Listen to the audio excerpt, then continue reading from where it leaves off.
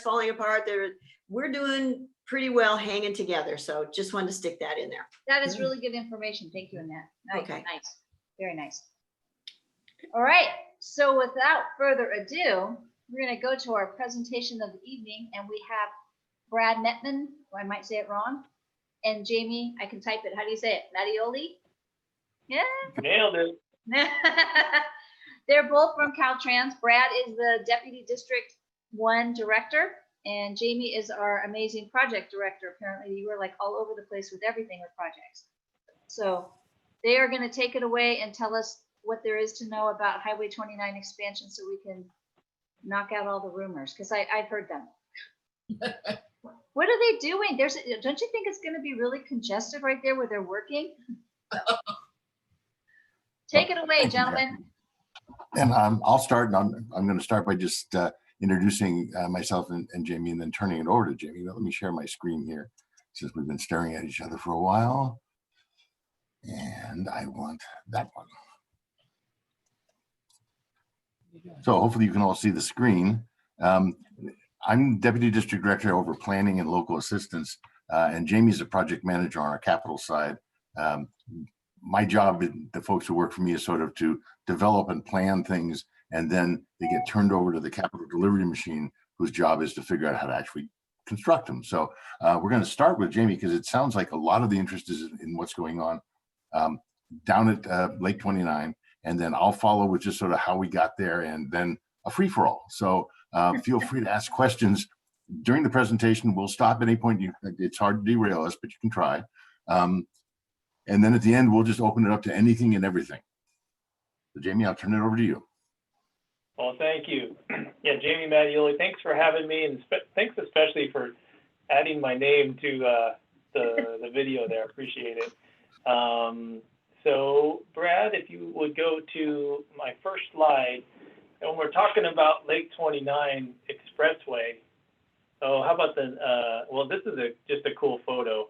I've got a couple more, but you see earthwork going on right now. You've probably driven by the site, but I wanted to share a little bit about how we got started with the project. So why are we doing it? And it goes back to the late 80s. If you would go to the next slide, please, Brad. I imagine sometime in the late 80s, we sat down, our planning brothers and sisters, in Brad's role, and our partners at Lake Area Planning Council. They were looking at the map and they were saying, what do we need to do in Lake County to get traffic through that key corridor there?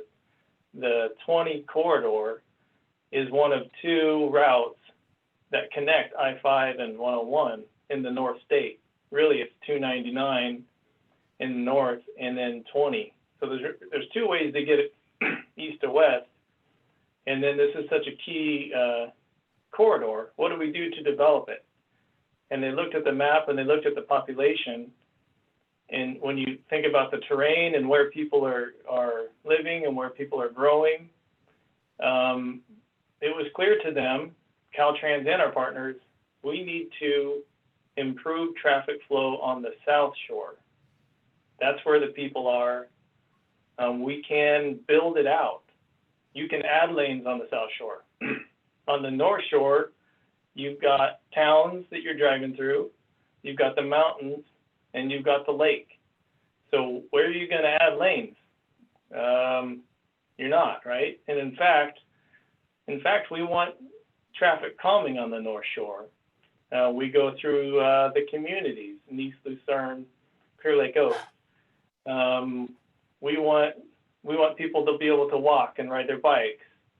And we want people to move around safely on the North Shore, right on the main street. So that's how the concept was developed for what we call the principal arterial corridor. So Brad, if you go to the next slide, please. Where Caltrans builds out the South Shore to a 4-lane facility throughout. It's either an expressway or a freeway. Those areas in red are existing areas where it is built out to our concept, the concept of that 4 lanes. So by Lakeport and by Clear Lake. The area to the south We have an orange line, a green line, and a blue line. That is Lake 29 Expressway area. We're starting work on that first orange line there. So it goes from 175 to Cobb, about half a mile west of there or north of there, to about a half a mile west of 281, Red Hills Road. So that's that first segment. And the planners back in the late 80s identified that first segment as being the most important place to start, not only because that's where things are growing, but because of safety reasons. That's where back to the 80s, we had a collision history. And if you go to the next slide, please, Brad. We can just look at the existing road out there. Well, before this summer, right? We have standard lanes. Shoulders vary in width from 0 feet in some places to 4 feet. There's a lot of curves. Not all of those curves meet our current highway standards that we know are safe. And there's limited passing opportunities. So you'll have long stretches where people will get frustrated and unfortunately pass over the double yellow, resulting in fatal head-on collisions. So we did have a number of fatal collisions historically here, and a big part of our funding is safety dollars to address those collisions. Next slide, please, Brad. So why are we doing the project? Here's the purpose and need. It's really twofold. We're improving safety, addressing those fatal collisions, addressing run off the road collisions, all sorts of different collisions that could occur at a higher rate on the 2-lane facility. And we're advancing that concept we talked about, the principal arterial corridor, where we can move freight on the South Shore. We can improve efficiency of operations. And with that, because we have better operations on the South Shore, we can implement more and more traffic calming on the North Shore. So that's what the project is really about. Next slide, please, Brad. And here's what it looks like. So you're going from that cross section on the top where you have the 2 lanes and some shoulder to what we have on the bottom, 4 lanes. You have a full 46-foot median. 36 feet of that is the grassy median, and the 5 feet is the shoulder on either side. And then you have 10-foot shoulder on the outside. You also have acceleration lanes and deceleration lanes, so a lane for you to pull off the road onto new frontage roads. The frontage roads provide connections to a dozen or so driveways that used to access the road right off the highway. Now all of those property owners have connections to new frontage roads. So that's kind of the look at the design. So this is a safer design, it's a more efficient design, and it's building out to our concept. Next slide, please, Brad. This is just to show in a picture the 3 segments. So I mentioned we're starting at this first segment. It's 3 miles, total 8 miles. And if you would click through, Brad, you can see that we have an environmental document. So that green bar on the bottom, we've completed the environmental document for the full 8 miles. So we studied the impacts, we performed all the studies, we looked at the plants and the animals and the wetlands and all that stuff. We wrote up a big document, we circulated it to the public, and now our environmental document is complete for the whole thing. We only have construction funds for segment 2C, that first segment. But the rest of the whole thing is considered cleared. But we only have funds to complete the design. So we're working on the design now. You can't build it until you buy the right-of-way and you have money for construction. So that's really the next key things that are going to happen there. Is we need to secure those funds for the real estate and to build it. So it could require upwards of 150 million or so. I think the estimates that's being developed, but So that's what we're working on for the next two segments is grant applications, any and all sources of funds. We're looking for those. And maybe Brad could speak to those too. And at any point, again, I'm happy to take any questions. So maybe I'll just pause for a second. Any questions on any of this so far? I'll Jamie, show off on mine. Jamie, I have a question. So That's cute. when do you anticipate getting the money for the blue section? Or do you? I don't have a good answer. I don't have any answer really, except that we're seeking it, looking at any and all opportunities. It could be 5 years, it could be 10 years. Maybe I should shut up and let Brad answer that one. So it's a difficult question. As you know, we said we funded it through design. Yeah. We have a grant application in right now to fund 2B through right-of-way acquisition. But we're creeping through the process. You know, every chance we get, we go after money. Some of the potential obstacles in our way is over time, and I'm going to show in my part of the presentation how long we've been thinking this through.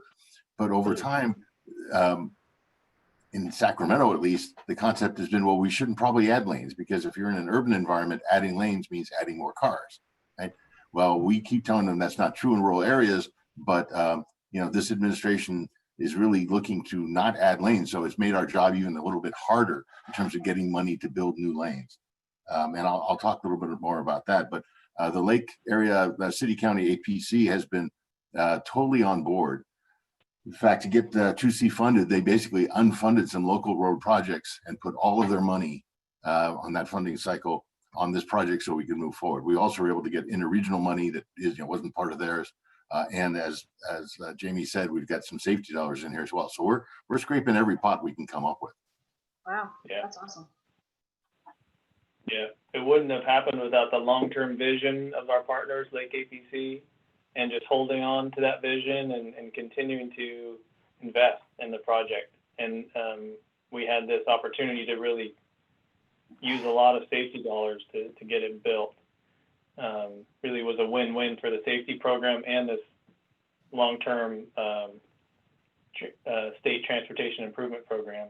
It makes total sense. Well- It's so, I mean, you can just look at that diagram and see how much safer it is. People going 65 miles an hour towards each other with nothing in the middle is not a good thing. Yeah. Oh, We I expect have a that, question. This is Annette, and Yeah. I just have a question. Have you been able to literally drag people out here from Sacramento who should see it rather than just hear you talk about it? Because sometimes once they get their nose stuck in it, they say, oh, okay, I get it. Have you had success with that? You know, we had a generation of folks who were totally on board with what we were doing. The difficulty is over time, we're losing them because they're retiring. So, you know, Bruce Totero, who's in our what we call programming section, who helps us find money, just announced his retirement. He's been a consistent supporter of the project. So to some degree, we have to continually resell the project to the folks that move into those positions. And we do that regularly. Of course, you know, what with COVID, we haven't been dragging anybody out into the field. But when that time comes, we'll continue to do that because it's important. The other part that's hard for us is that because we're rural, our numbers aren't the same, you know, as you would see in an urban environment. So, you know, we talk about this as being a way to route trucks around the North Shore, but our truck volumes, when you compare them to, you know, LA or somewhere else, aren't all that impressive. So it's hard for us to make that case, but we continue to do that. In fact, the money that we're going for to get the right of way for this is actually freight money. It's money that's designed to build freight corridors. I have a question. So Jamie, on the green section, if you visualize from Thornhill Winery to Lower Lake, what do you do about that unstable straightaway area of the highway? I know that's been an issue for a long time. are you talking Art, Unfortunately, like I'm where the Wind Canyon is? Where the Grand Canyon is. the Grand Canyon. So I know there's the Thurston Lake area. I'm trying to think of the name of this. So there's an area what used to be a racetrack Yeah. and it's That's kind it. of eroded. Is that what we're talking about? Yes, Yes. yes, that's the area. Okay. There's a lot Okay. of, The long-term vision is the highway is shifted to the south, the new highway, and that whole area would be protected in place by the current highway embankment. There's some sensitive wetlands in that area to the south. The highway embankment actually ended up protecting that habitat. That whole area was drained at one point, I think is the story. And we are keeping an eye on that area, from a maintenance point of view. There's a drainage that goes right through that canyon area. So I know we've had talks about that and we monitor it. But long term, you can kind of see there's a red line on the yellow alignment. I don't have a very good picture of it, sorry, but you can get a sense of how the highway is actually shifting. The new highway that's proposed, expressway, I should say, is shifting to the south of that. Did that answer your question? yes, we don't know where that will come out on 29 though yet. On 29. Where the highway comes out? Well, when you say it's shifting south, Oh yeah. it's still going to come out at the same intersection?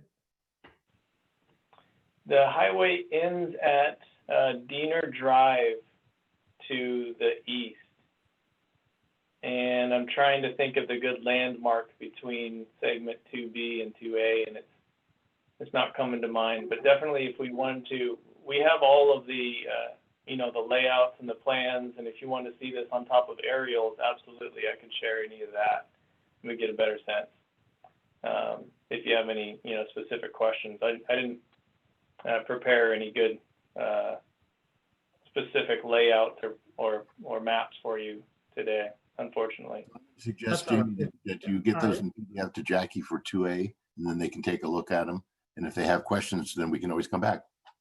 Yeah, Absolutely. Thank you. thank you. Oh, yeah, absolutely. So how about if we keep going to the next slide, please, Brad? This is just a summary of the schedule for this first segment, segment 2C. Going back to 2016, we completed our environmental document. We prepared all of our plans, our specs, and our estimates, and now it's ready to go to the contractor in May 29, and we awarded to our contractor in November. OC Jones, they have $59 million in construction capital to use to build this. And the current schedule has completion in the winter of 2022. The contractor is saying, oh, Brad, go ahead. Well, I just wanted to point out that what you don't see on this schedule is that environmental document was more than 10 years in the making. So Yeah. for the next two segments, we've been essentially, we're a decade ahead of starting from scratch. Go ahead, Jimmy. No, thank you. Very, very important point. So we always estimated it would take 3 seasons to get through the construction, and that's still our official timeline. However, the contractor, OC Jones, is saying, we're going to work really hard and try to do it in 2. So we don't know yet where we're going to end up, but that's what they've stated to us. They think it's possible. So that's just a summary of the cost. So the construction is actual building stuff, paying for the earthwork. It's mainly an earthwork job. The real estate cost us $17. That includes what we paid for mitigation. As we take out trees, we pay to either preserve or put them back at a ratio of 1.5 to 1. So for every acre of trees, we're preserving or planting 1.5 acres total, if that makes sense. So I think it's about 29 acres total that we're mitigating. Some of those trees are being replanted at the Middletown Trailside Park, which burned in Valley Fire. So we're planting there in partnership with Lake County. And then we have the cost of administering the contract. Would you keep going to the next slide, please, Brad? And this is really my last slide, just some factoids about construction. So again, we have 59 million capital to pay for construction.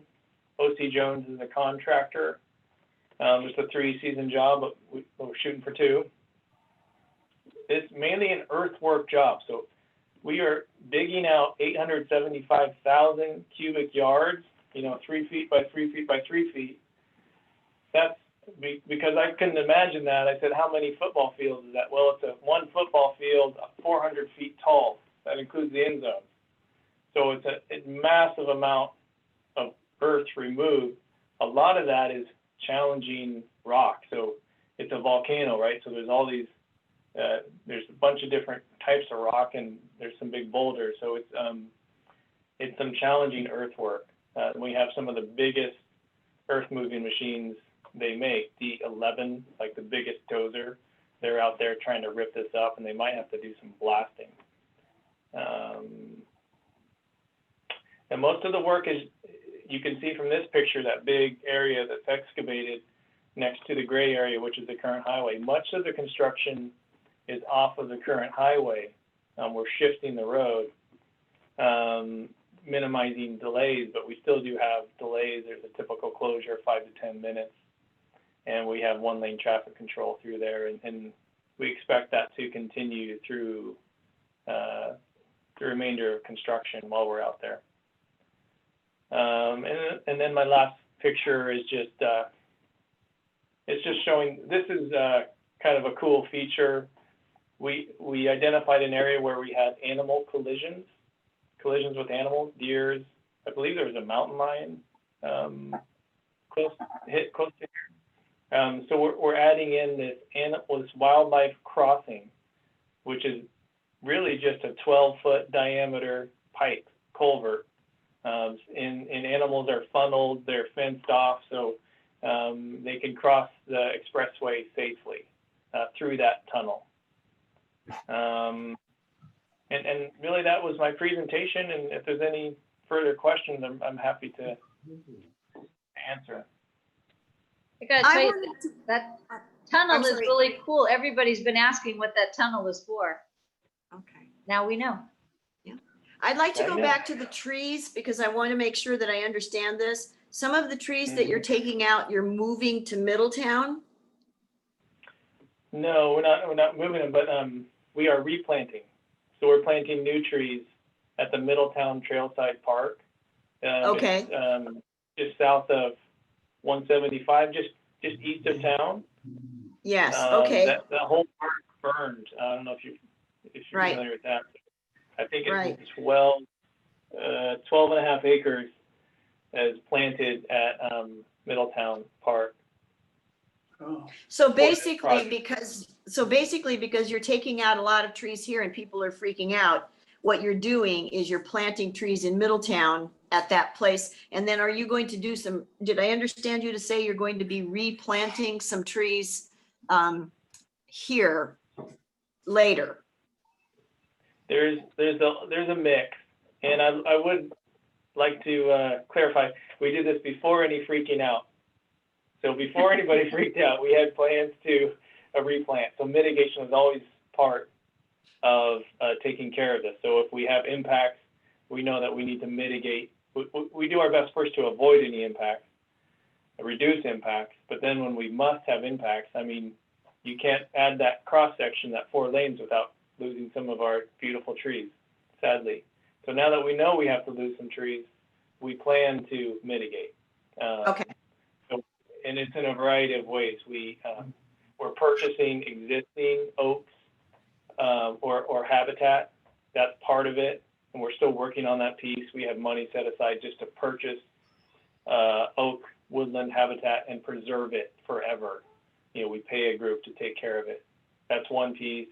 Another piece is replanting on-site as we can. There's some areas where we can improve existing areas. And then another piece is planting off-site, such as middle. We're also mitigating for some wetlands and yeah. Jamie, so what you said, I think, is for every tree you take out, you plant 1.5 trees, right? We either preserve, so that like we're buying actual forest that are existing, or we plant. So the total mitigation of trees is 1.5 to 1. Okay. And Maybe Teresa had a question for you in the chat. She wanted Right. to know what size trees will you be planting at the park in Middletown? Babies. So we started them from acorns, and I'm not sure how big they are when they go in. The Lake County Resource Conservation Department, Lake RCD or division, I'm not sure what it's called, but they're a Lake County group. We've hired them to start a nursery. They Oh, wow. plant all the trees from seed, and then they go out there and actually perform the planting, and then some of the long-term care, making sure that they stay alive. We're watering them, so that sort of thing. And Jamie, correct me if I misspeak here, but I think the reason we're starting from acorns is they didn't want us to introduce a different genetic mix, so they wanted us to work with local trees and not import anything. That makes sense. Jamie, this is Lisa Wilson. I have a question about the tunnel. So what's the expert agency that gets consulted to determine that that's the best solution for a Oh, mountain God. lion or somebody to go through a 12-foot tunnel? And how long is it? So the agencies were Fish and Wildlife, U.S. Fish and Wildlife, and State Fish and Wildlife, and maybe I'm guessing others. We work with numerous agencies: the Water Resources Control Board, Army Corps of Engineers, tribal governments. So everybody knew our plan, and we especially consulted with the wildlife agencies, so U.S. Fish and Wildlife and State Fish and Wildlife on that. And the length is, I'd have to kind of think about that for a minute. But the whole width of the highway is 24 plus 10 plus 5, 34. See if I could do math in my head. 39 plus 36, 40. So wait, 76. So 120 feet approximately is the length of that pipe. Wow.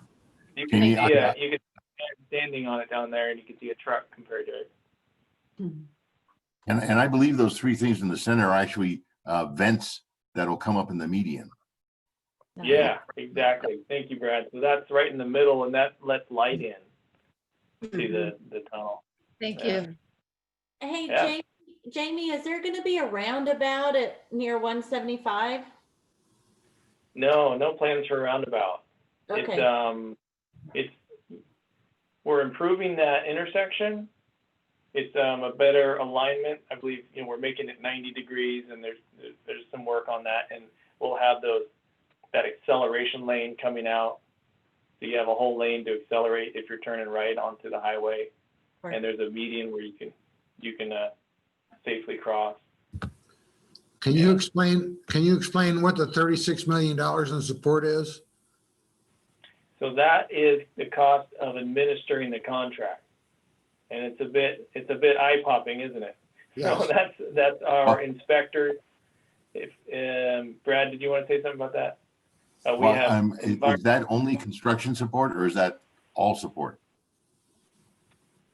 I believe it's just the construction. Okay, I can actually check here in a minute. That's what I recall. I'll talk, you check, because in addition to the fact that we have a contractor out there, we have our own people monitoring what the contractor is doing, and there are tests and inspections of all the materials that have to occur. Plus, I'm pretty sure some of the mitigations in that money as well, because mitigation winds up being a support number that creates a right-of-way number. So scratch that; it's not in support. But it's primarily the work that our people do. We're considered support staff. Now, that goes all the way through from the very beginning when we were doing the environmental document. There were support costs, and then design, and then in construction. A job like this, we have to have. When our contractor is done, we sign off and he walks away, and now we own it. And so we have to keep an eye on them every step of the way to make certain that they build it appropriately, and because anything that happens once they walk away is on us.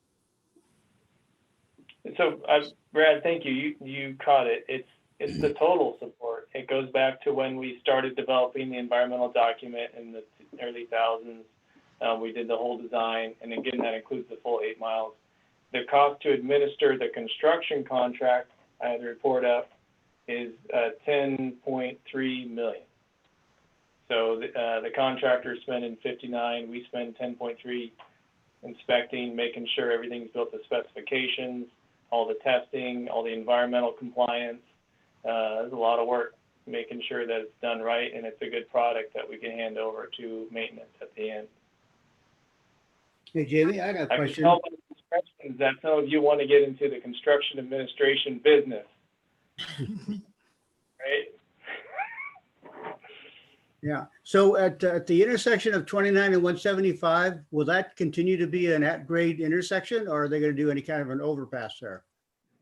It's all at grade. So all the intersections are at grade, yeah. So Jamie, at that same intersection, there used to be a house that obviously ended up right smack in the middle of the right of way. What happened to it? Did you move it or did it have to be torn down? It was torn down, demolished. Folks were relocated. That was all I part mean, of it the was a cost. big house. It was a really big It's no house. coincidence. This is an interesting factoid. It's no coincidence that it was right in the middle of the alignment. So in 2005, Caltrans circulated the proposal for the highway, and the landowner put the house right in the middle of the alignment. I see. He wasn't a Trump, was he, by chance? I don't have a question, but I have a comment. I can't speak for everyone, but I have to go through that construction area quite a bit, day in and day out. And someone's to be complimented on the general efficiency of what's going on there. There hasn't been, we've all been around these type of sites where they're not as efficient and they can be a problem, but so far it's been great. So Yeah. good job. Yeah, it has. It's absolutely fantastic. I mean, I drive through there. I live in the Riviera and I drive it through there all the time. And I am like delighted that that section is being straightened out. I mean, I can't wait for the whole thing to get done. I've got some questions about the work that's going on the Beckstoffer property where they're actually laying road out, going out into it, you know, his property off east of 29. In fact, it almost looks like a road's going down to Soda Bay. I mean, it's just what it looks like from the highway. Is he doing that work or is that part of this project? Unfortunately, I couldn't tell you right now. I believe that there was work planned that we were aware of, Beckstoffer was doing, but I can't tell you from that description if that's our own frontage road going on or if that's something they're doing. Well, he's So we are putting a gone off into the vineyard, you know, around the vines and off into the distance, away from 29. So I'm assuming, for what you say, is that that's his work that he's contracted and actually laying the asphalt as we speak. Okay. I think that's technically north of the highway, Georgette. I think at that point, that's actually north of the highway. I think 29 is going east to west right there. At least it seems that way because the sun's in your eyes. Yes, that's right. Annette, what do you have? Well, this is very helpful and useful, and you're depending on a few of us to get the word out in our different social circles. Is there any plan or ability for this to be sort of a community update through, say, Lake Co News or the Chamber of Commerce, so that it gets to a more general population and people understand without it taking a lot of time and effort, but just little bits that people would know, like there's a 1.5 trees being planted and it's taking this long and we're really working hard, or whatever these really positive things are. We're building a tunnel for the animals and stuff like that. It's a great suggestion, Annette. I don't have a lot of plans in that area. We definitely, you know, in general, we plan to keep everybody updated as we move along. And that's a really good suggestion, working with the chamber and others. And for one, I'm happy to do, I'm really grateful, Jackie and others, to be able to come to this group. In my opinion, this is one of the most important things we can do is you have a ready-made audience for us and you welcomed us in, and I really appreciate it. And our director would, I think would applaud this. You know, he's one for like, you know, don't have a meeting and ask everybody to come. Go to their meetings, you know, go talk to, you know, right where they are. So this is perfect, and I'm willing to go to, you know, all sorts of different groups to make sure we're sharing the good. We can do that. We can, you know, just let us know when you think it's a good time and schedule an update. You know, even if it's not a find full us an audience presentation and we'll like work it this. out. What's that, Brad? I said, find us an audience, we'll work it out. Yeah. It's easy to travel right now. I just send the electrons. True. So I've got a question for either Jamie or Brad, whoever is, who would you suggest we contact and kind of push them to get some funding to finish this thing? You know, if they hear from the public and say, you know, Jamie's pissing me off. Give me some money. So let me take that one, Jamie. I'll try to stay politically correct here. So, Thank you. you know, it's hard for us to advise people to lobby the administration because we are the administration. So, but I would suggest that you talk to the Lake City County APC folks. You know, they are intimately involved in how projects get funded. Do you know the folks I'm talking about? It's Lisa. Is it Lisa? Yeah, Lisa Davy Bates. Yeah. There's a used to be Dow and Associates and Phil Dow. He was there for many years, but Lisa Davy Bates is with Lake. I usually just call it Lake ABC, but it's actually Lake City and County Area Planning Council. And you know, not only do they get money that they put on this project, but they also know other places to find money, and quite frankly, are much better positioned to tell you when it's the right time to lobby, because that's something that I'm not supposed to do. So I'm wondering, Brad, if wine will help. We have a lot of good wine. Wine And always you've helps. got a whole group of CTAs who do very good wine tasting tours. We're really good at it. So I got a silly question, Jamie. So you kind of oversee the whole project and all the dirt that's moved and all of that, correct? So I wish I could take credit for doing all that. We have so many teams in Caltrans, and as the project manager, I'm coordinating and I'm orchestrating the various teams. So we have a team that does construction administration, and there's an area construction engineer who's a senior engineer. He has a resident engineer who works for him. The resident engineer has several inspection people who are inspecting the work. So really, it's a gentleman, Kasai Seyum, who's the guru of the construction part of Lake 29 Expressway, and he gets all the credit for the very kind words. I really appreciate that.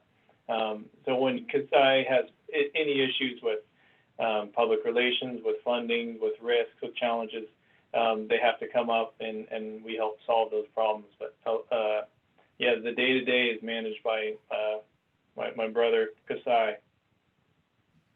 Well, what I was curious about was, with all that dirt being moved, what's the craziest thing you guys have unearthed? Oh, I don't know. I will ask. I bet there's just huge boulders, like really impressive. No, I'm boulders. talking Jimmy Hoffa or somebody. No, nothing like that. I will say that there's a lot of obsidian in the area. Oh, yeah. And obsidian was used for tooling. And so one of the risks was you would find obsidian that's crushed mechanically by bulldozers, and it appears to look like obsidian that's tooled. So that's one of the challenges of making sure that we're looking at all those things. But, so a lot of obsidian out there. All right. I was thinking more along the lines of some guy with a violin case, you know, and a three-piece suit, kind of, Not that I've heard. Yeah. Joe, you're talking to a couple Italians here. You better be careful. Yeah, well, I know. All You right. see them lined up next to each other, Pocabella, Mattioli. Mm. So Jamie, Yes, uh, sir. the work at night, is that Hmm. going to be ongoing through the whole process? At times there will be and won't be, and We expect that to continue. They're really trying to make good work. And yeah, that's good. Okay. Do they plan to work 12 months out of the year? they do the best that they can. I'll say yes, conservatively yes, but realistically, when there's a really heavy weather, we expect them to slow down. But they will be on site and there'll be a presence year round, absolutely, and they'll be doing all that they can year round. Yeah. You know, one of the things you need to think about though is that the operation that they're doing at that particular time may be weather dependent. So, you know, you can't put asphalt down below a certain temperature. It just doesn't work. So they may have fits and starts where they're having to stop work because that particular operation is weather dependent. That makes sense. You know, Brad, it would be really good for the community to also know that. Yeah, just as an aside. I mean, a couple of the things that I've learned here that are really wonderful, that the animal tunnel, I think is incredible. I mean, all of us are always, I mean, October is a terrible time in Lake County with deer and bucks that are a little excited, and all of us have managed to either miss or hit a deer. I mean, and when you're doing it at 60 miles an hour, it could be a tragedy. Not pretty. Hey, could you guys throw that tunnel slide back up again and let me just do a screen print of it to post to Facebook to our closed group? Oh, that's good. That's a good idea. And Jackie, is that the picture we sent you? No, that didn't have that. I don't think it did. We can send it Got to the you. tunnel in it. Did it? No, and I'm happy to send it to you if you'd like, anybody. There it is. That's good. Thank you. Got it. So I'm just curious, Jamie, how much did they get for the house? That's privilege. I don't remember, but I'm sure, you know, I'm sure it's public information now. We pay fair market, we negotiate with the landowners, and we did pay to relocate the. So I there were heard a 10 rumor that that's what had happened, but I thank you for, and something about putting in top level everything, granite countertops and fancy bathrooms and God knows what. That's what the rumor is. So Robert, what I heard was the interior designer was not up to snuff. So they hired what I That heard. was not me. Thank you. Yeah. I've only been here 10 years. Mm-hmm. Awesome. Hey, Brad, I'm sorry. One more time with that slide again. You want to send it to us, Michelle? Yeah, well, I'd like to have it just on this screen so I can post it as a social. Our Facebook aficionado. Sorry. That's all right. That's all part of our service. I got to tell you, the most amazing thing is the way you guys knock down the mountains. It just blows me away. Absolutely. All the rocks and the stuff that they just, like, you go to work and it looks one way and you come back and there's a whole section gone. It's truly amazing. And none of it falls onto the road. Yeah, while you're driving by. Yeah, I know, me and Michelle had that conversation. You think that could really happen? The rock just fly down onto the road? Okay, I got it this time, Brad. Thank you. All right, no problem. So what happens to the, in that particular shot where obviously the road's being changed over, are property lines being adjusted accordingly, or how does that work out? Yeah, that's a huge effort. So we spent more than 2 years just purchasing the real estate.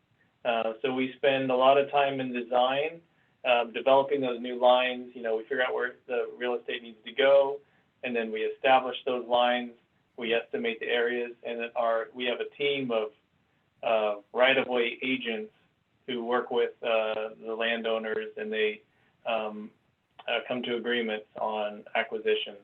Mhm. And in this area, we did have condemnations, unfortunately, where we I have see. to go through that process, and that takes extra time too. Right. So Jamie, the highway that's there showing, of course, off existing highway to the left, I assume Yeah. that will then be demolished and it'll go back to nature? Yeah, yeah, most of the areas, exactly, where we're not using it anymore, that area in particular is being revegetated. That'll be part of sort of an area that's sort of preserved. There's a fencing that'll come through there to help funnel the animals into that wildlife crossing. But yeah, exactly, that's exactly So it. that'll still be state property. So let me think for a bit. There are areas that remain in state within the highway, and then there are areas that are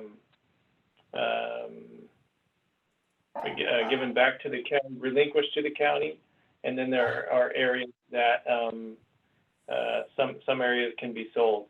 So there's kind of a mix, and I don't want to say for that area for certain. I'm just not certain about that.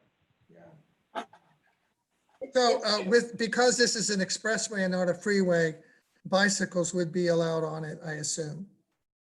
Yes. Okay, good. And that was going to be my question. Are they setting up for any bike lanes or things like that on the old highway so that it doesn't necessarily all go away? So no, there's no dedicated bike lanes. We are widening the shoulder, so we are improving the situation for cyclists. You're going from 2 feet to 4 foot shoulder to a 10-foot shoulder. And then we do have frontage roads that serve the driveway. So, but there's no standalone bike path or bike road that we've created yet. Well, and I wasn't looking at creating, I was looking at some of the old road maybe being a scenic, path that wouldn't necessarily have to be removed or that. Mm-hmm. No, we're not. Okay. No. So, Jackie, I'm going to suggest that I've got a little bit more, and I'm not sure how much time you've got left. Go ahead. You got like about another 10 minutes or so? Yeah, I think I'll zip through this. I just wanted to try to help emphasize how we got to where we are. Yeah, that'd be good. Because, for some people, especially folks not from here, they look at the dollar amounts and say, why in the world are you spending that kind of money, in Lake County? And it's not because we just decided one day to do it. So Jamie mentioned that we started back in 1989 working with Lake County and developing a plan for how to make this work around the lake. And throughout time, we've been continuing that plan all the way through, the most recent. That was supposed to be much more smooth, the transition, but it didn't work. So, and what that plan is essentially is the question becomes, what do you do with the traffic on the North Shore, and how do you make that more walkable and more pedestrian friendly, and especially when you have semis going through, because they tend to platoon the traffic. Everybody gets behind the semi, and then people start doing crazy things like taking the two-way left turn lane as a passing lane, and just all kinds of bad things happen. So what we thought about is, what about if we went a different way and we developed the route around the south side? So I'm talking back in the 80s, and then we could do stuff on the North Shore that perhaps we haven't been able to do to date. So that's why you've got those two roundabouts that you folks have seen. And it's all part of the plan to make this thing work. And it also then allows us to do stuff on the North Shore that we perhaps couldn't have done before. So that's why you'll see we've narrowed lanes in some places. We're trying to improve the pedestrian crossings. And I'm going to talk a little bit more about that in one particular location in just a second here. So why didn't my slide advance? There we go. So in June of this year, Lake APC and the County of Lake did a traffic calming and engineered feasibility study on the North Shore. And we've taken a piece of that and we're working on doing a project proposal in Lucerne. So this is basically from, I think, First Street down to the Country Club. And what that looks like is really not well defined yet, but I'm going to give you a sense of some of the things that we're looking at.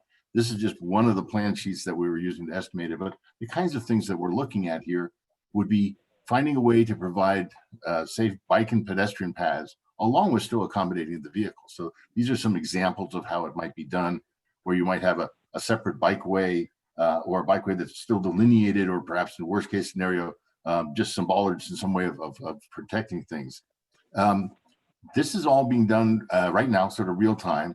My folks are working on the proposal. We have this, what's called a project initiation document, which is a scope, schedule, and cost. Okay, what kinds of things do we want to do? How long is it going to take us to do it? What is it going to cost us to do it? And then we have something we can shop and try to find the money. So right now for the community of Lucerne, we're putting this package together just to see what the community could look like if at the same time we can perhaps get some of the bigger traffic out of the way. So that's the concept that drove all the work that Jamie's been doing. I want to talk about just a couple of other things now, just to sort of open the door a bit, and then we can go right back into a free-for-all. But I want to talk a little bit about fires, because it's been a big thing. This happens to be, our emergency operations center is virtual now because we can't all get in one room. And so we've been tracking the fires right now. We're doing pretty well. We have a closure on 29. There's that where this is the fire closure. This section is closed right now. But that's the only closure we have in this area now. We do have another closure up on 36, but that's pretty much out of your area. And now we're going to go back to the open discussion. I just want to get those few things out of the way. Questions of any kind. It could be Lake 29. It could be, oh, I wanted to tell you guys, Clear Lake Oaks Maintenance Station. You guys know where that is? Yes? No? Yes? Hopefully? Okay. It's right on the highway on 20, and there's now a public access electric vehicle charging station operational there. That's good for us to know, huh, guys? Yeah, it is. I have a question, Robert Bocabella. So when all of this happens in 2057, will Highway 20 actually not be on the North Shore at all? No, it is not our intent to relinquish Highway 20. It's just our intent to try to move the heavy traffic, like the trucks, around the south side. But if you don't rename the number of the stuff, people are just be used to just making the right-hand turn and following up instead of coming down around. Yes, and part of the challenge for us, Jamie sort of alluded to it when he talked about the at-grade intersections. Part of the difficulty for us is that it's longer in miles to go around the south side, obviously, right? But it's a lot faster even now. I mean, you can do it.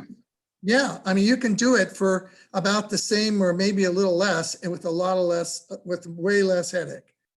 And I don't disagree with you. The question is, can you do it the same way if you're a truck? And the reason I say that is that, trucks, I'm going to show you another screen here in just a second. Trucks hate signals, right? And there are 9 signals on the proposed alternative route. It's also longer in miles. It's 30 miles versus 25 miles. And truckers get paid by the mile, not by how long it takes them to get there. So part of our challenge is, how do we make this longer route more desirable to trucks? Okay. Part of what we're looking at is, well, first of all, we're making the North Shore narrower and less desirable to trucks, because every pedestrian improvement you put in on the North Shore makes it just a little bit harder for the trucks. Mm-hmm. We're also looking at taking those signals and essentially having the signal detect approaching semis and adjust its timing so that when possible, the semis will hit a green all the time. Now, it's not 100% because you got to deal with both directions, but the concept would be to get preferential timing to the trucks to make it more appealing to them. So is that going to be on the new 29 Expressway, or is that on the North Shore? that's going to be on, and let me see if I can find the picture for you. Hang on a second.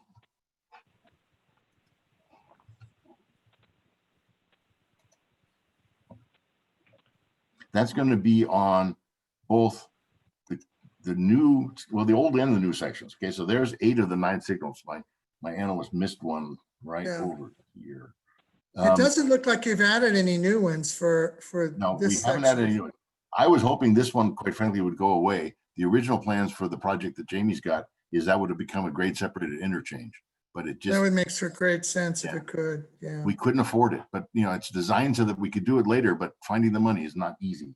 So So now instead, we're how gonna about try to- where Bottle Rock comes in to 29? It's not where 175, it's going farther to the west there. That's sometimes seems like a dangerous intersection. It's sort of where you've got that little orange dot down below where the 2 is, by Kelseyville. Right in there, I think that's probably Bottle Rock. Or actually, no, it's a little farther down. You can see the road in there. Right. So we're working hard to make it so that the North Shore is pedestrian friendly, tourist friendly, and that the big trucks that just want to get through take the south route. Great.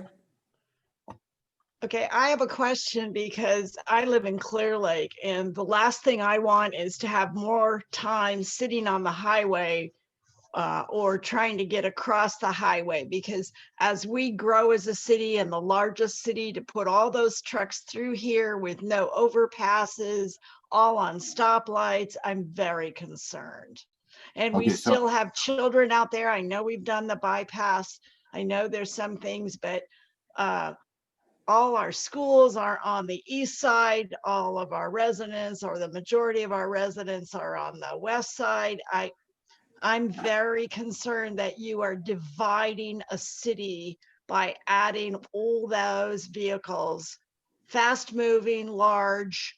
And I also understand. noticed, So the I've been here plan- 22 years, and the amount of speeders, we used to be a community of 55 miles an hour, and our sheriff's department really held people to that until the last few years. And I'm now doing 20 to go to the Bay Area because the Calistoga grade is so bad. But there's 70, 75 miles an hour in there now. It's very, very unsafe. And as that, I look at that coming through a city where children and people cross that highway physically, I want to know what you're looking to do there. Okay, so there are plans for 53 to eventually put in grade separations. We have what's called a freeway agreement that details where they will be, but it's all a matter of money and time. So I totally understand what you're saying. One of the locations, for example, Dam Road is a good example of some of the struggles we have to balance development with safety. Did the Starbucks open yet? There's a Starbucks going in. No, it hasn't opened yet. Okay, and we struggled with that because it's pretty close to the highway intersection, and we were concerned about queuing and the folks who are southbound on the highway turning in. There's already that queues up and stacks up quite a bit. So we do struggle with those issues, and we try to make certain that we're not just worrying about the cars, but we're worrying about the people and the kids that are trying to get around in a community. Yeah, And it's difficult. I totally understand what you're saying. well, it just looks like you're taking one community and shifting it to another community. And I understand how that feels. I don't see it that way, because what we're trying to do is develop the roadway in a place where we have the space to develop the roadway. I can The see traffic- that too. Yeah, the traffic really is going to happen no matter what we do. It's where they go, and so if we can make it so that they can use this and be safe, because again, it's always a balance. It's a question of how do you develop the roadway to make it work for folks, and at the same time, because we have a state mandate to reduce the vehicle miles traveled, right? So, which is why it's hard for us to get money for projects like this, because somehow we have to balance the needs of a community in terms of economic development and the needs of the state in terms of climate change and greenhouse gases and all of the rest of those things. So that's why I've got all this white hair. Well, I do like the roundabouts that we've been adding. I think that they are very effective, and it's just a matter of people learning to drive on them. Yes.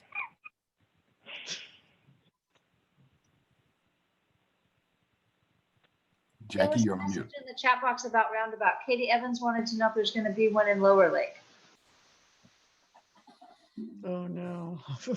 Nothing planned. I don't know where that would be. Maybe instead of like the major intersection, maybe? I don't know. Yeah, certainly nothing on my books that we've been talking about.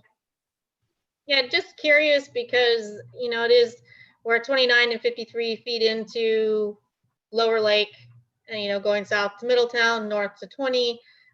We have a lot of traffic that goes through there.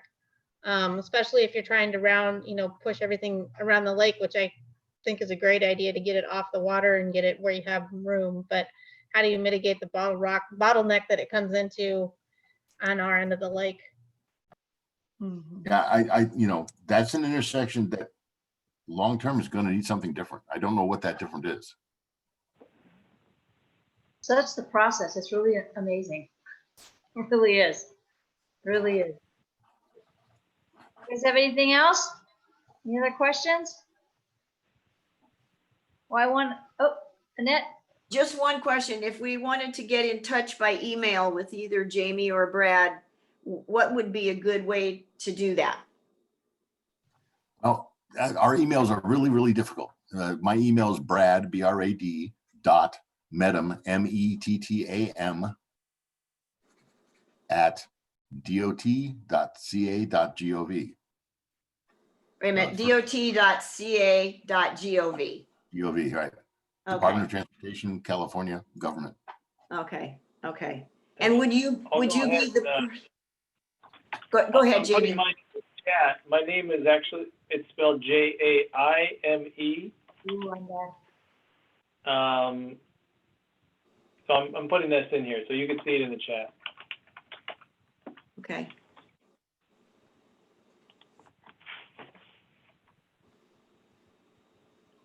Nice. I don't see it. What am I not seeing? Maybe, did you do it to everybody, Jamie? Oh, no, I didn't. Sorry.